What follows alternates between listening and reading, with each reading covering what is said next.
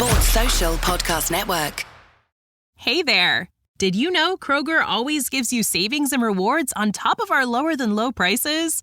And when you download the Kroger app, you'll enjoy over $500 in savings every week with digital coupons. And don't forget fuel points to help you save up to $1 per gallon at the pump. Want to save even more? With a Boost membership, you'll get double fuel points and free delivery. So shop and save big at Kroger today. Kroger, fresh for everyone. Savings may vary by state. Restrictions apply. See site for details. This episode is brought to you by Pepsi Wild Cherry. Pepsi Wild Cherry is bursting with delicious cherry flavor and a sweet, crisp taste that gives you more to go wild for. Getting wild may look different these days, but whether it's opting for a solo Friday binge watch or a big night out, everyone can indulge in their wild side with Pepsi Wild Cherry. Also available in Zero Sugar. So grab a Pepsi Wild Cherry and get wild. Thanks for choosing this free Anfield Index podcast. If you'd prefer to listen to this or any of our other shows without adverts, then now's the time to check out Anfield Index Pro. With AI Pro, you can supercharge your entire listening experience. You'll not only get all of our podcasts without the ads, but you'll have them far faster with our quick publish feature available exclusively for subscribers. AI Pro also puts you in the heart of our sound studio, with an option to listen to many of our shows live and interact with the podcasters in real time as the shows are recording. Upgrading couldn't be easier. AI Pro is available on all popular podcast platforms, and we have our own apps for Apple and Android. Just head on over to AnfieldIndexPro.com and get started today. Hello everyone and welcome back to Rival Recon here on Anfield Index Pro. I'm Harry Sethi. A comprehensive 4-1 away win to Brentford last weekend saw the Reds re-establish their lead at the top of the table, capitalising fully on Manchester City's draw against Chelsea, which rounded the weekend off. That puts Klopp's sides 5 points clear of City, with their title hopes now back in their own hands. And this week, our attention is already shifting to Sunday's Carabao Cup Final against Chelsea.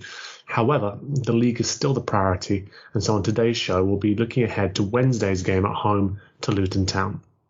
Join me on the pod this week to discuss how Luton Town have proven the doubters wrong this season and whether they have enough to avoid the drop. I'm delighted to welcome on Mark Ryland from the We Are Luton Town podcast. Welcome on, Mark. Good to speak with you. Yeah, thank you very much for having me. One of these games has been crammed in midweek, obviously because of the reschedule. The reschedule for the game was supposed to be this weekend, of course, ahead of the Carabao Cup Final that's this weekend on Sunday for Liverpool. This one's exciting for me actually personally because I'm getting up to this one at Anfield and taking the parents as well. So it's going to be a bit of an interesting one. I've not done that for a while, so it's going to be a fun day out, I'm sure, in terms of just being up there and experiencing it all. And yeah, after Jurgen's announcement, each and every game does become a little bit more emotional, I suppose. But rather than talk about Liverpool, I want to focus on Luton for this show and just get your thoughts, really. I mean, we've spoken to a number of fans throughout the season, and they've all described it as it was going to be a fairy tale, it was going to be a bit of a roller coaster, and people were just taking it week by week and experiencing it for what it was. And I want to ask you now, at this stage in the season, given how well Luton have performed and how well they've fought, actually, what are your overarching thoughts on where they find themselves at the moment? Yeah. I mean, it's really positive, isn't it? Generally, I think most Luton fans saw this season as being a bit of an unknown, but thought that we would compete better than a lot of people predicted. To see us at the moment, as things stand, I think a point above the relegation zone. Yeah. With about 40 odd points to play for, I think we would have snapped your hand off for that at the start of the season. I probably would say, though, a fair few football fans and pundits as well had almost acted as if we seemed to have won the lottery by getting to the Premier League in the first place, and that we were here only for that reason. We are a good team, and actually we're starting to show that to more of the mainstream media, how good we can be as a team as well. So I think, the results recently of the ones that have grabbed the headlines, but it's been coming for a while. So it's not luck where we find ourselves, certainly not. And it's, I think Luton fans are pleased where we are, but I wouldn't say we are surprised, if that's fair. Yeah, I think it's natural, right? I mean, plenty were just doing the whole plucky Luton narrative, and yeah, I mean, we saw the photos of the houses that you see at the back of the stadium on the way up to getting into the away end or wherever it was, for example, and yeah, you could tell there was sort of like this like weird sort of affection towards the club. But I think to your point, underestimating just the extent to which Luton would compete in these games, even against, of course, the sides that are traditionally considered in the top six or whatever. And you mentioned some of those eye-catching results, and we'll definitely come on to talk about them. But I wanted to touch upon what you were saying there around, it's not a surprise to you, it's not a surprise to Luton fans, the way in which you're performing this season. I wanted to ask you just really around, in terms of the style of play and what you're been used to seeing under Rob Edwards, is what you're seeing this season, how is it different in terms of sort of how do you think that you've adapted to the Premier League, or do you think it's actually just really doubling down on what made you so strong beforehand and secured the promotion? Oh no, it's definitely adapting. I mean, I think since Rob Edwards came in, so he came in the sort of November time of when we were in the Championship, and he didn't change a huge amount from Nathan Jones, a little bit, but you could start to see that he wanted to play a bit more football. I think if you look at our style of play now, compared to how we started the season with five at the back.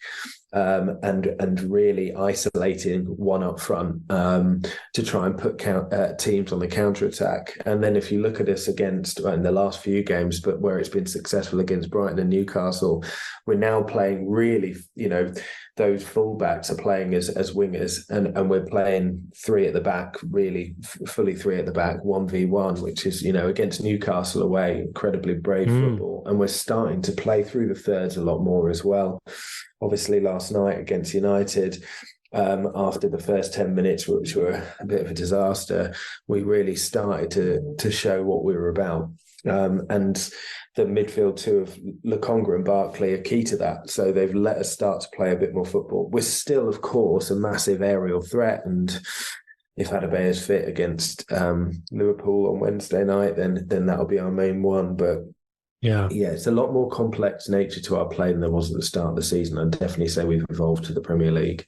I was reading something earlier today around sort of the performance against Brighton in particular, and I think some of the comments Rob Edwards was making after the game, talking about pressing and the way in which sort of you attacked Brighton in that game, and obviously exploited some of their patterns of play, if you will. But like, is that kind of pressing another one of these features that's crept into the style of play this season that wasn't as pronounced maybe that you'd seen before?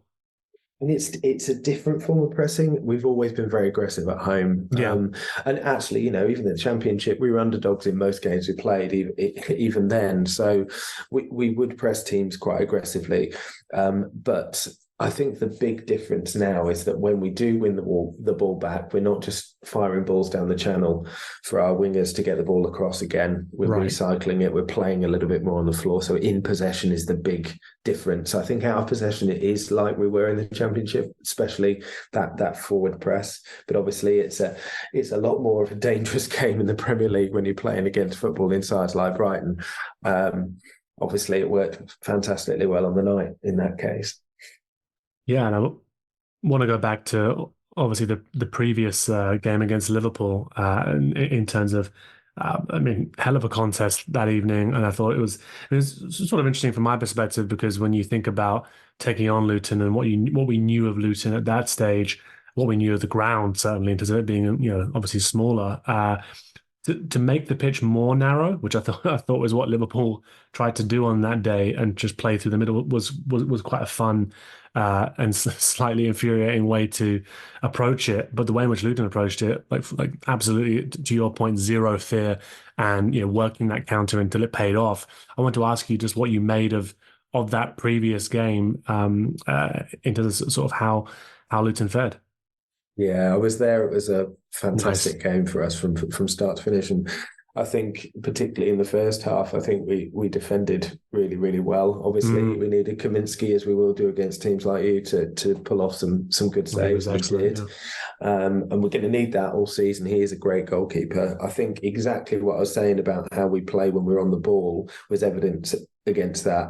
So Barkley picks up the ball after a brave bit of play on the edge of his own half and plays that ball across to Kabore, and then it's one pass to Chong, who puts it in the back of the net. And it's that composure that we need against good teams to be ruthless, because we're not going to get as many chances. Obviously, I was a bit gutted at the end with the equaliser, about a minute from full time. But overall, I mean, obviously a 1-1 draw against Liverpool at home is incredible, and we all would have taken that before the game.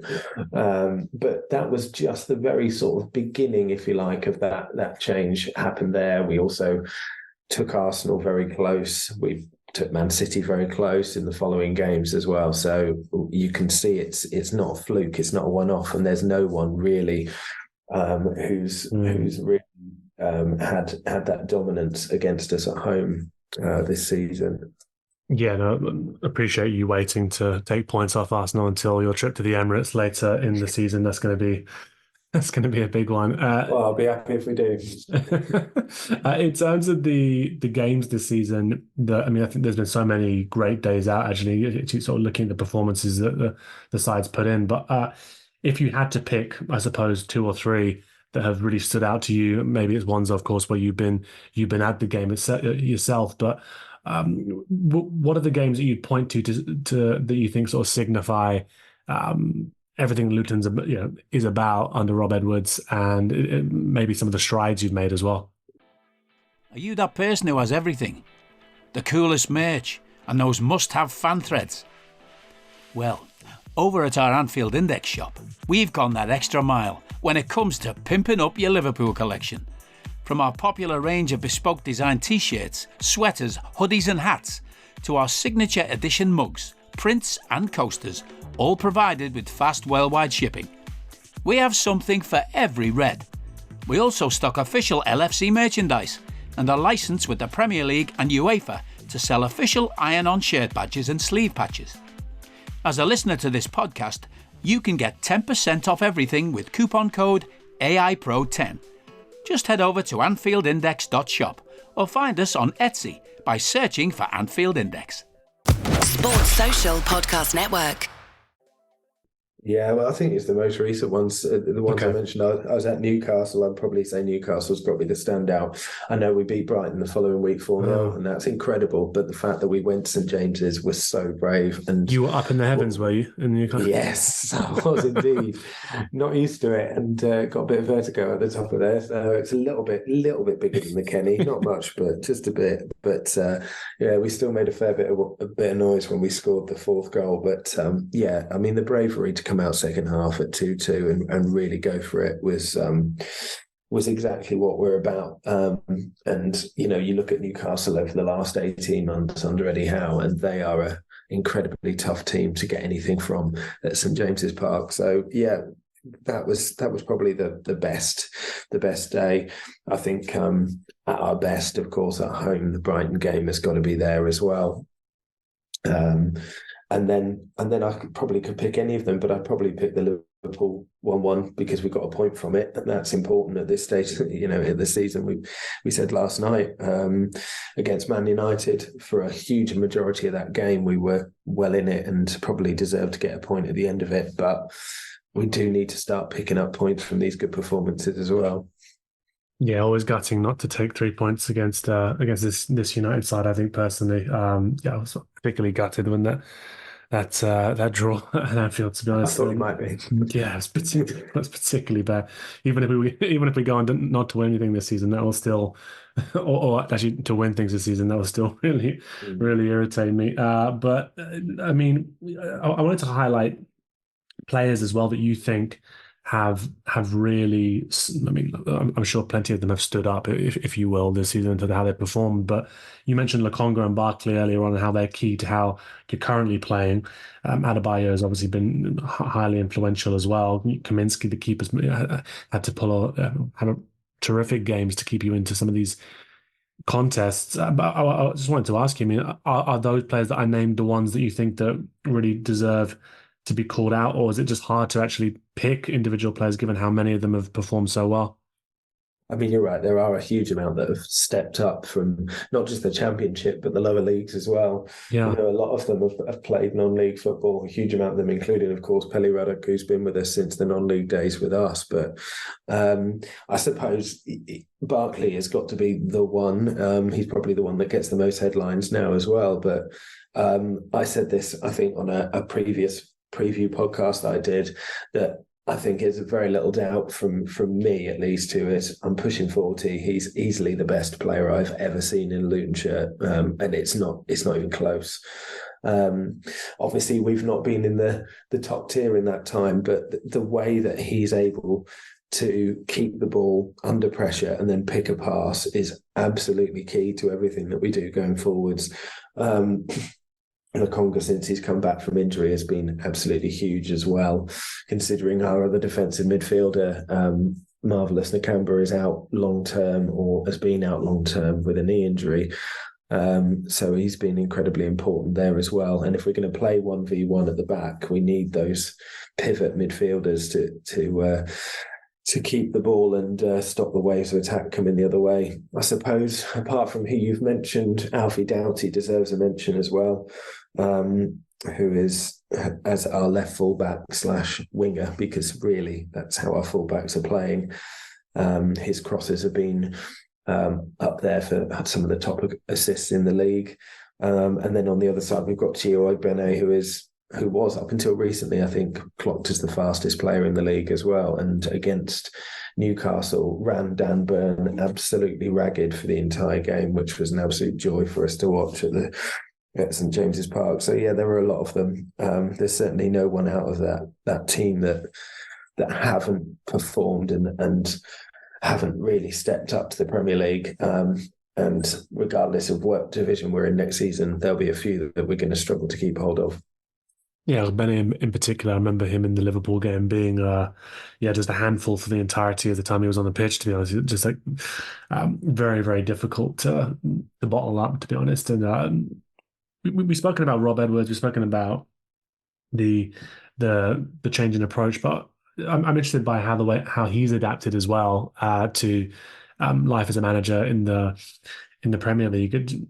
Just your thoughts on how he's operated since he's come in as Luton manager. Obviously, he's had huge success so far, but just to give us a little bit about sort of how he does operate and how you think he's done in terms of managing this jump up to the Premier League. Yeah, I mean, so like all the players, he's had to learn a fair bit from the first few games, and you can see, as we mentioned about evolving styles and tactics, you can really see that from him and as a manager as well. I think we're certainly playing more the football that he wants to play.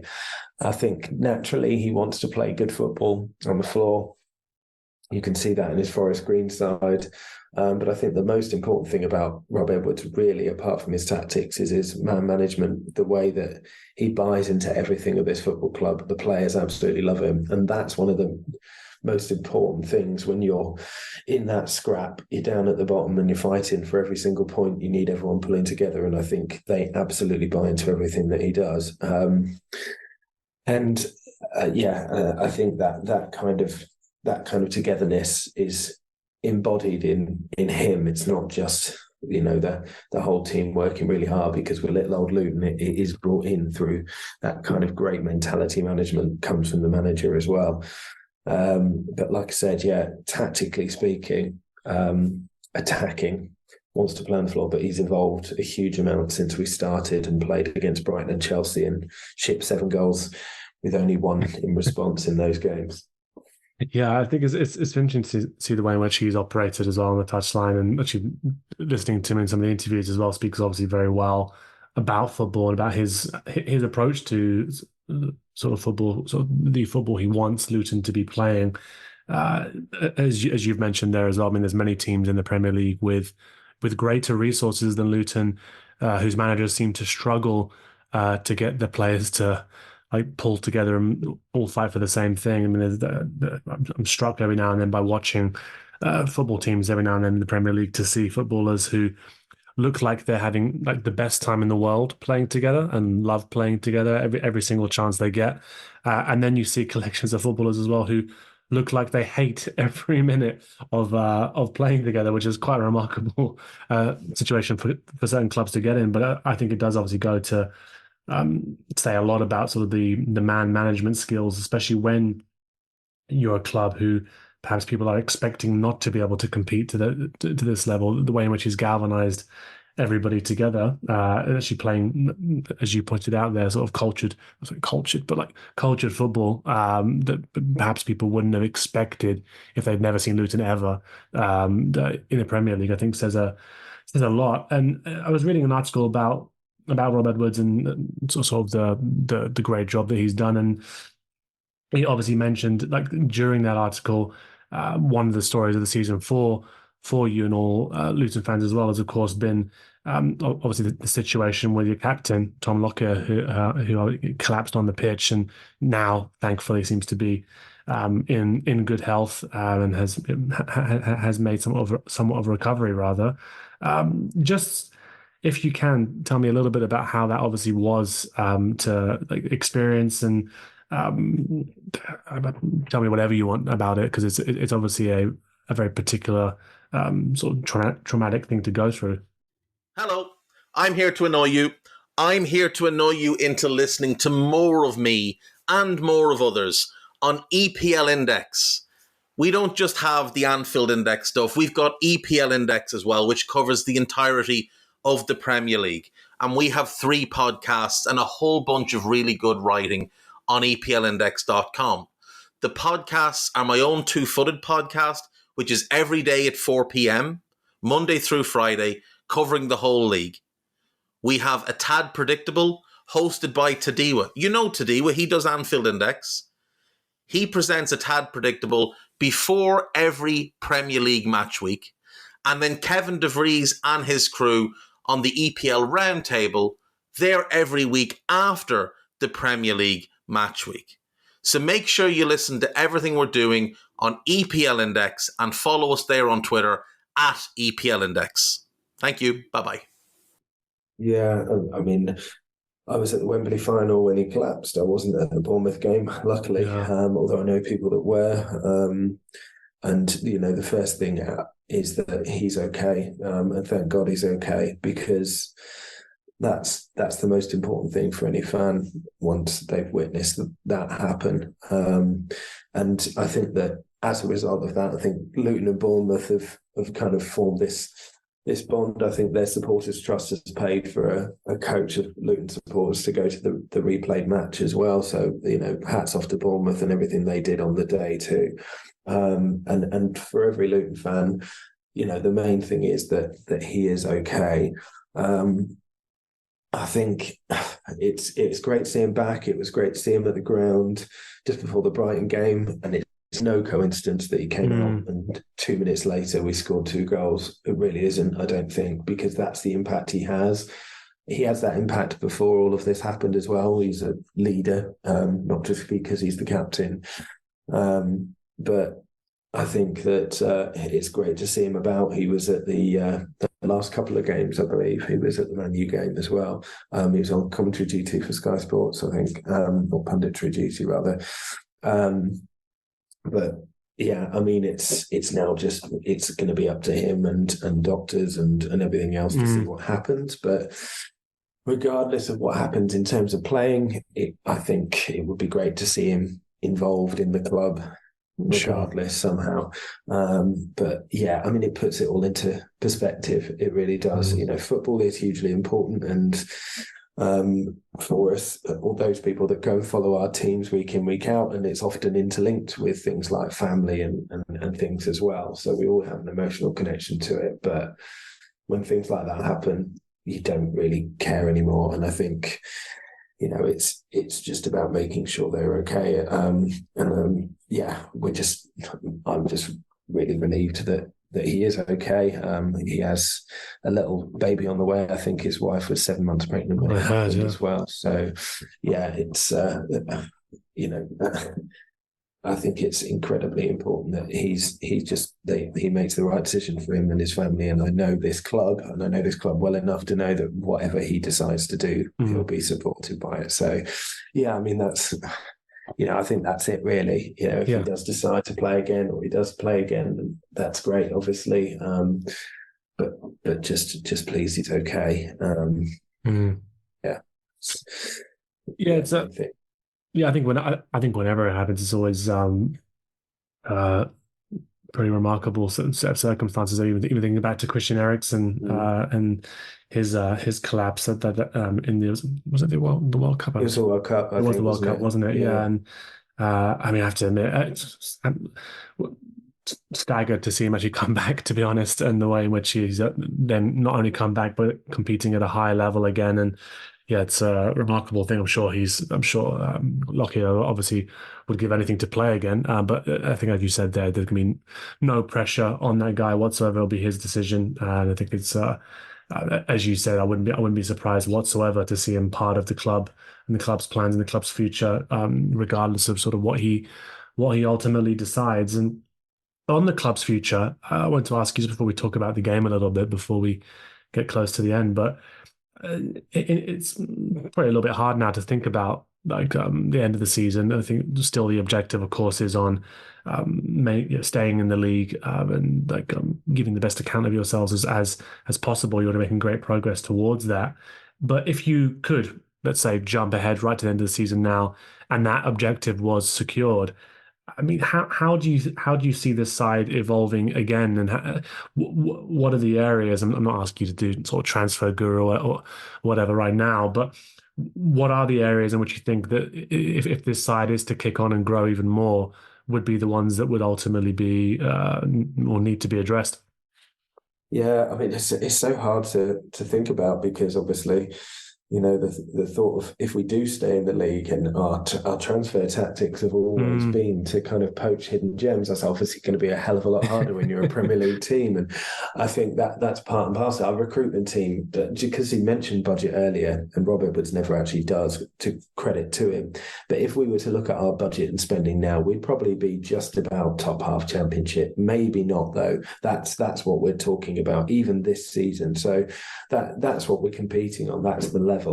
And our record signing is still Ryan Charles, who has gone to Hull actually on loan for £5 million in the summer. So that is the level that we're playing at. Now, if we stay in the Premier League, then one thing I'd hope is that we try at least to sign Sambi Lokonga on a full-time contract. Obviously, he's on loan from Arsenal at the moment, so that would involve spending a lot more than the $5 million that have already broken records for us. I think probably it's squad depth, isn't it, at this level? I think our first team is great. We've got a few coming through that look promising as well, but some squad depth, particularly in the front forward areas.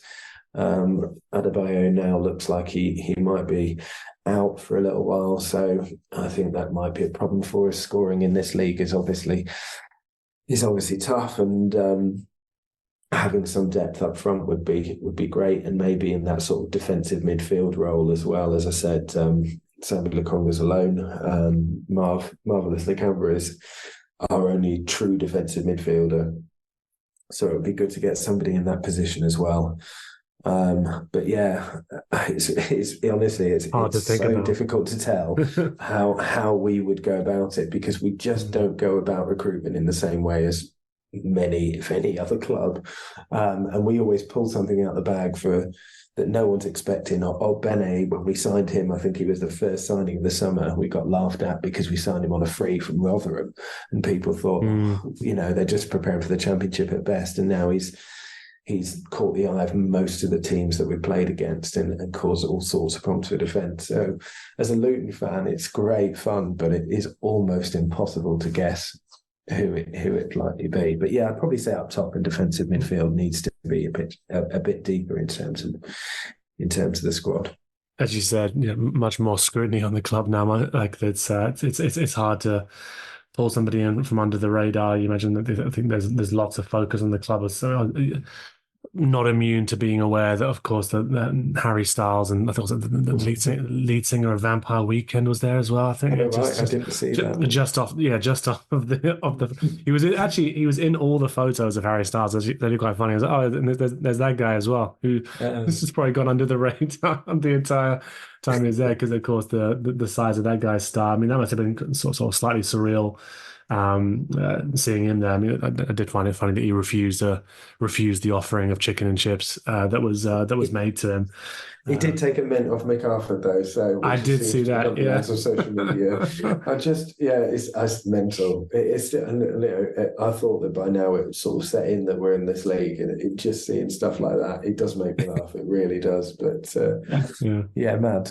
I'm sure I won't be the last person to do that. But in terms of the game itself, then this Wednesday, how do you think you're going to, based upon how you've seen Rob Edwards and Luton approach games away to sort of top six sides so far this season? How do you think you're going to approach it, especially with, again, you mentioned some of the absences there. I'm imagining from the Liverpool perspective, there's going to be some rotation, whilst maybe not too much, because I think in my view anyway, the league is the priority, should be the priority. Europe should be the priority. I mean, it's a privilege to be in these clubs, but I think, especially with City dropping points, I'd be surprised if it's been rotated too much for Wednesday. But quite a few people out with injuries, especially after the last game. So yeah, I'm not sure exactly who's going to line up there. But how are you expecting to approach this one? Yeah, you see, it's a difficult one. I think, recently we've been playing 1-for-1 at the back, but we have yet to play any of the really big sides like yourselves away from home yet. Manchester United supporters would be pleased that I've said that. But, if we look at the top four, we haven't played yourselves, we haven't played City, we haven't played Arsenal. We've played the bigger sides, I guess, away from home. We've played Chelsea, Villa, and United, all of which were at the start of the season. So again, it's a difficult one. I wouldn't be surprised to see us be slightly more defensive, considering Liverpool's counter-attacking ability and forward play. Even with the injury list that you've got currently, who knows who it's going to be? I've just been reading on possibly 10 or whatever injuries that might be affecting them. But regardless, I think playing 1v1 at the back against the Liverpool side would surprise me slightly. So I imagine what we could do, if any are possible, is we might bring Issa Kabore back in, who's back from AFCON. He lost his place to Albene. Albene is much more of a forward player at fullback, whereas Kabore is a more defensive-minded fullback. So we might bring him back in on the right-hand side, maybe push Albene further up, as we did in the home game. Actually, I think Albene played on the left-hand side for us in that game as a winger. So we might try and do the same thing again. Again, it will depend as well on Elijah Adebayo and whether he's fit to start, because he pulled out in the warm-up. It doesn't look likely that he will be, so whether we'll go for a sort of front three with two wider players, or what we've done recently is have one striker just behind the other, and play a little bit braver going forward. So I wouldn't be surprised to see us. I don't need a VPN. I've got nothing to hide. This is what I used to tell myself before I hooked up with LibertyShield.com. Not only is my home internet now fully encrypted, but I can now access all the websites I want, whenever I want, and do so from absolutely anywhere. As a Liverpool fan, I love to know I can now watch every match, regardless of whether it's on UK TV or not. My Liberty Shield VPN makes sure nothing is blocked and guarantees me super fast streaming speed throughout that match. You can get connected right now with their software package, which includes a 48-hour no-obligation free trial and instant access to their apps for Apple, Android, Fire TV, PC, Mac, and Android TV.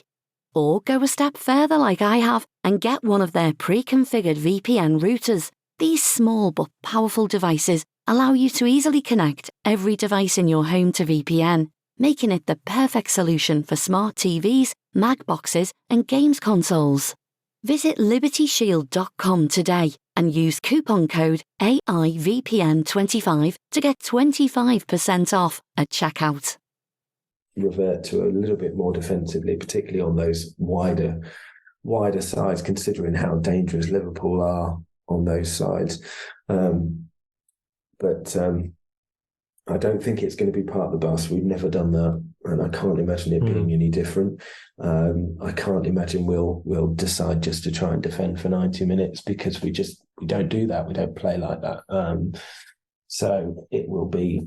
There will be an end-to-end nature. It'll be exciting. I definitely think it'll be exciting. I think we'll give a decent account of ourselves as well. But I wouldn't be surprised to see it be a bit more defensive-minded than the last few games have been.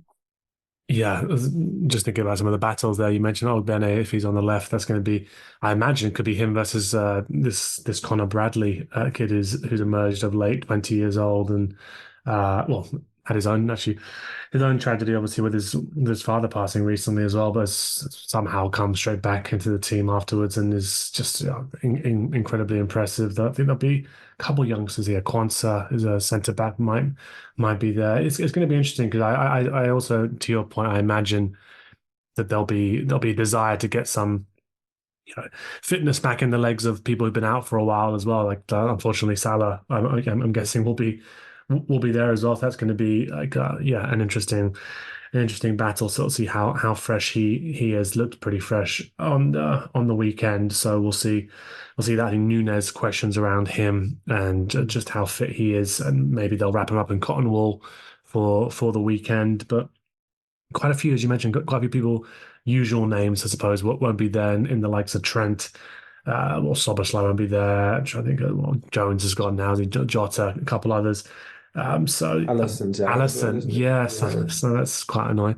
I think there's quite a few people who obviously come in and perform well. So I'm certainly not complaining. It just seems to be the way in which things are. Of course, the mythical figure of Thiago as well is also very upset not to have seen more than 8 minutes of his this season. Just final question before we wrap up then, Mark, I suppose, because definitely there's too much to discuss here, but I asked you to think about the future and players that might come in, but I'm asking you, if I had to ask you now, what are your expectations for the rest of the season for Luton? Oh, expectations, tough one. I expect that we give every game a good go, and that we're competitive. I wouldn't say I expect us to stay up, because I think that's a little bit over the top. Right. But I expect us to really challenge. I think that when you look at after this run, this is a pretty horrendous run. So obviously we've just had United. We've got you guys on Wednesday. We've got City in the Cup the following week, and then Villa at home. So not the easiest run of games. But once those games are up, we've got some really winnable games coming up after that. And so I'm hoping we're still within touching distance there. I'd love us to stay up. I think we give ourselves a really good chance. We've got a style of play that works for us. If everyone stays fit, particularly Barkley and Lokonga, I think we really could stay up. But I expect us to be really, really competitive at least, and not to throw the towel in like some of the teams in the league, or the two teams below us, let's say, who are 2 or 3-0 down, no chance. They just give up. Whereas, Chelsea, for example, were 3-0 up against us, and we finished the game 3-2, and they were all camped in their box, absolutely terrified about an equaliser. So that's how I expect us to play for the rest of the season. I don't see any reason why I'll be wrong on that. And if I can't get you to, make, I suppose, predictions or expectations for as your season, I may as well ask you about what you think about Liverpool. We spent the vast majority of this pod obviously discussing Luton as we always do, when sort of focusing on the opponent. But I just wanted to get your opinion, because it's always good to hear from fans who don't live inside a Liverpool bubble, and I suppose a bit more objective than us. Just what you make of this side. Yeah, it's still this. I think Liverpool is the best attacking side still in the league, and on their day just can absolutely tear teams apart. I was really interested to see Klopp decide that he was going to announce him leaving midway through the season. Yeah. Alex Ferguson, sorry, probably don't like the comparison too That's much, fine, but Alex Ferguson decided to do the same and then sort of took it back because it had such a detrimental effect on the United team. But I was surprised at that, and but it's clearly had the opposite. It's had the opposite effect. So I think it's Liverpool always going to be up there or thereabouts, but I think some of the players that have started to shine a little bit more coming through. I guess the question marks are going to be what happens and who stays next season, right? With the turmoil of Klopp leaving, there's a few other players that seem are out of contract. I would say when we played you at home, I think, there was no doubt the threat there. Núñez actually, for me, was the best player. He's missed a few chances every game. I can see that. I watch Liverpool and watch him miss chances, but he creates them and he's always there as well. He's a lot of fun, yeah. Yeah, exactly. Yeah, I think we'd love him if he was doing that for us and creating that many chances as well. I think, and Alisson these are all players, of course, every Liverpool fan knows about anyway, but Alisson was probably the best keeper or visiting keeper I've seen at Kenilworth Road for a long time since we played Wimbledon, actually, in League One. And certain Aaron Ramsdale was in goal on loan for them and absolutely played a blinder. So apart from that, I think he was fantastic. So I just, personally, I hope City don't win it. I think any neutral doesn't want City to win it, really, do they? So, although I wouldn't mind them catching up with you a little bit on Wednesday, obviously. But apart from that, it'd be nice to see a bit of change in the title race. Yeah, it'd be a nice way to go out for sure. I think to your point, I was a little bit. I think I've gotten past the denial phase with Klopp now, probably onto the still in sort of weird form of grief at this point. But I think it's going to be interesting. Just the closer it gets, I think that's what's going to be interesting to me, because I can see it getting just awfully emotional. just everybody getting emotional, given how this club operates, how he operates. It's going to be just interesting to see if people can contain it all, I suppose. But at the moment, it seems to be having the desired effect. If we could bottle it up and also give it to some of the players to repair hamstring injuries, that would also be great as well, because it does appear that quite a few of them are going down as well in this last dance of his. So we'll see. We'll have to see if we can just hang on in there until the end of the season. But it's so tough for people to follow him as well, isn't it? I mean, I've been to Liverpool a few times and he's just worshipped, absolutely worshipped there. I can't see anyone following him. But same with United, I guess, and Arsenal was the same. Yeah, I think the obviously having the debate right now about who it will be, and I think part of me is just thinking to whoever it is to go in the opposite direction in terms of don't try and replicate him. I think it's not going to be possible. So if it is someone, I don't know, like Xabi Alonso or whatever, a completely different kind of character, maybe that's what's needed, I suppose. Because whoever comes in next anyway, they're not going to have to do the job that Klopp did. They're going to have to do a different job. We'll just see. We'll see who does make that, or who does step into the dugout, I suppose. But Mark, I won't keep you any longer. I just want to say, thanks so much for coming on and for giving us your perspective on what this ride's been like for Luton. More than just plucky Luton or anything like that people might have thought. I really appreciate you coming on and giving us your perspectives. No problem at all. Appreciate you having me on. Thank you. Absolutely. And just all the listeners, as we're wrapping up here, there'll be another Rival Recon pod ahead of the game away to Forest on the 2nd of March. A little bit of a gap now, of course, because there's a small matter of the Carabao Cup final on Sunday, and then the FA Cup game against Southampton at the end of February as well. But there will be another pod from us straight before that game away to Forest. We hope you enjoyed listening to this Anfield Index show. Please be sure to subscribe to our channel so future podcasts find their way to your device automatically. There's nothing quite like fan engagement, and we'd love to know what you think of anything discussed on this show. The best way to get in touch is over on our free Discord community, where both podcasters and listeners debate the hottest LFC topics 24/7. Sign up free now at anfieldindex.com/Discord. You won't regret it. You can also follow us on Twitter at Anfield Index and find us on Facebook by searching for Anfield Index. Oh, and before you go, we'd love it if you could leave us a 5-star review on your favourite podcast app. It only takes a couple of seconds, and it means the world to the people who create these free shows. Sports Social Podcast Network. Margot beamed proudly, sipping her cherry slush drink.